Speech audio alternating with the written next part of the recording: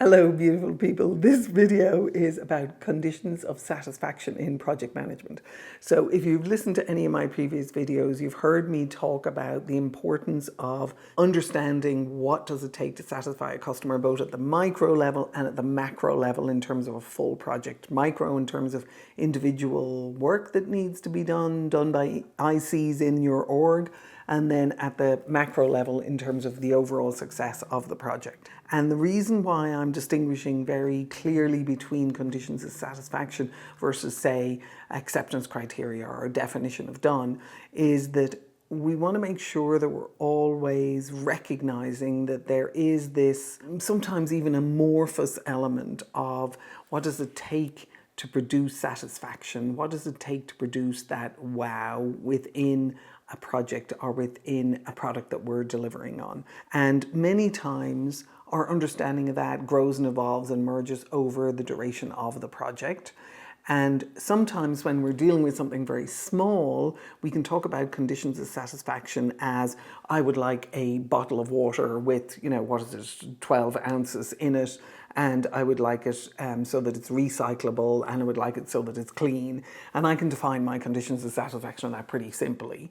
But if I'm dealing with a highly complex technical project, whether it's in sciences or in engineering, there is, given the speed of development of the fields that we work in, there is an element that we need to be able to bring into projects. And also, a lot of the time, we're looking to incorporate and deliver on innovation inside a project. So as we start thinking of conditions of satisfaction, that's looking to capture that brilliance that a team possesses by virtue of working together, that allows us to be able to do what I call mental improv, where someone comes in and says, hey, we could do this way, or we could deliver on this, and the next person goes, yeah, but what would happen if we did this? And we're not just raising the bar in terms of making things harder, we're raising the bar in terms of making things more innovative, more powerful, more effective, more valuable as we start thinking about how we deliver together and bring our respective expertise to the table.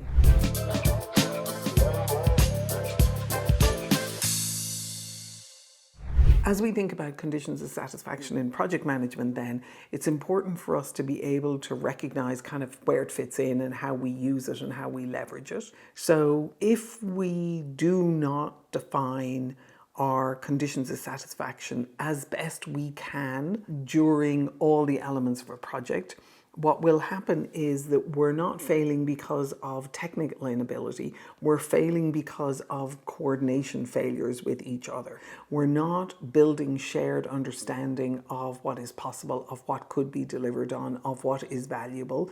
And we're thinking that we already have the answer before we've even had the conversation, which we all know is arrogant and stupid. And so what we're looking to do is we're looking to be able to capitalize on the intelligence of the whole team. When teams deliver what is exclusively documented, they fail to deliver on what was really intended. And by that I mean, if we think that we can put everything that we want down on paper and we deliver exclusively what has been put down on paper, we're usually missing the mark, because there is an element of everything that we do as human beings that has something extra to it that we understand through the coordination with each other. So let me give you an example of that. In the 1980s in London, Margaret Thatcher was in power at the time, and she was on a campaign to bust the unions. And what she did was she had a showdown between the government and the trade unions. And a lot of the trade unions went on strike. And one of the trade unions was the garbage collectors. Now, I happened to be living in London in the 80s, and when you have a garbage collection strike, particularly when garbage is in a large city and it gets left out on the pavement in what at the time were garbage bags as opposed to the containers that we now have, you left your garbage out on the pavement for pickup the next day in a garbage bag. And so what happened over time was the union workers decided that they weren't winning in their negotiations. They did something very brilliant, is they decided that they were going to do a work to rule.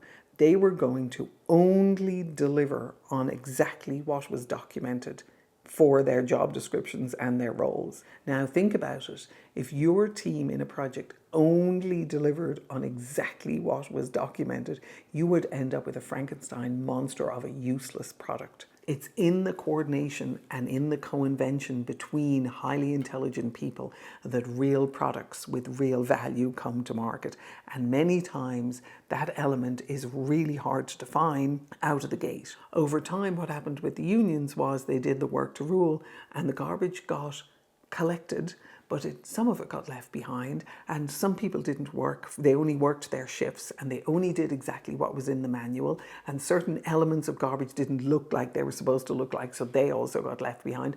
And so the garbage mounded up over time, and eventually they won in the negotiations because they were doing what is called a work to rule. If your team did that, you would really begin to see the difference between conditions of satisfaction versus assignments of clearly defined tasks that you think you have all the answers to. So as we understand that difference, the important thing to recognize in here is that as we implement this understanding of conditions of satisfaction, living in the assessment of the customer and living in the commitment of the performer, that handshake that I talked about in a number of other videos, where we are agreeing to deliver satisfaction for each other in conversation with each other, is we begin to include conditions of satisfaction in our conversations and in our kickoff templates. So we're not just saying, how can we specify what it is that we're doing? We want to say that as well, but we're looking at what will it take to truly satisfy the customer. And I don't mean that we're doing stretch goals to wow them. I'm just saying we're looking to really satisfy them, and we're building a shared understanding of what that satisfaction looks like. We also do it at the micro level, where we're asking our own internal customers, what will it take for this to be a satisfying outcome for you? What will this look like when you are satisfied with the result? And both as performers delivering on work, we're asking those questions, but as customers, we're also taking a lot of time to reflect for ourselves, what does satisfaction really look like in this?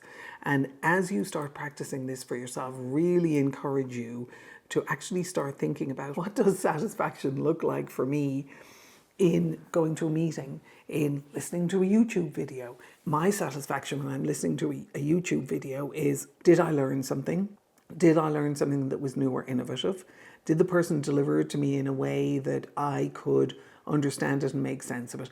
And bluntly, did they deliver it to me in a way that I can listen to it while I'm, quite frankly, doing household chores or going for a hike or doing something else or in my car driving? And is it something that I can use usefully in my day-to-day work, or is it something that simply makes me feel good or inspires me? So as you think about what your conditions of satisfaction are for many things in your life, think about your conditions of satisfaction as they relate to your projects. How do you begin to incorporate those kind of conversations into your project management? You can also train your teams to distinguish between the rush of task assignment and whether or not they have a clear understanding of what the conditions of satisfaction actually are.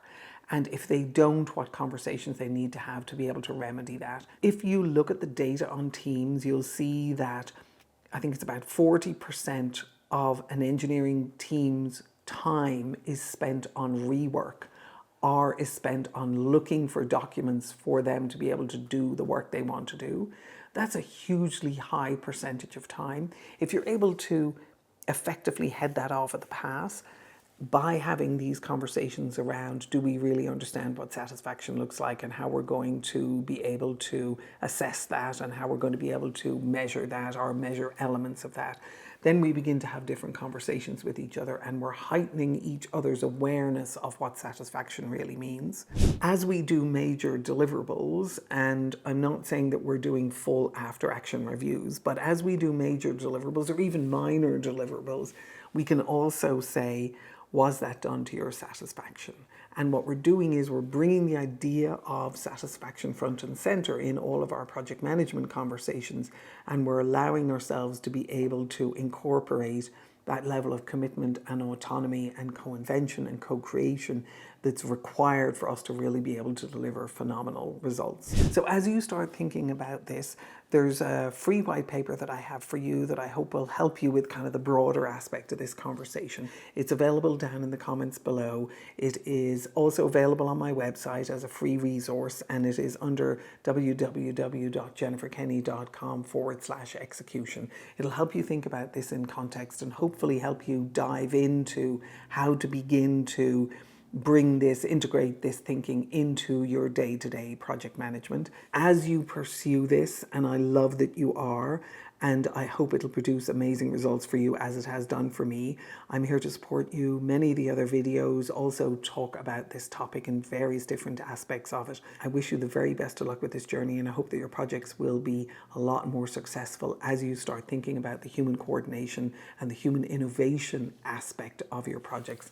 And I wish you the best of luck and hope that you end up doing something that you are truly proud of. Take care and good luck.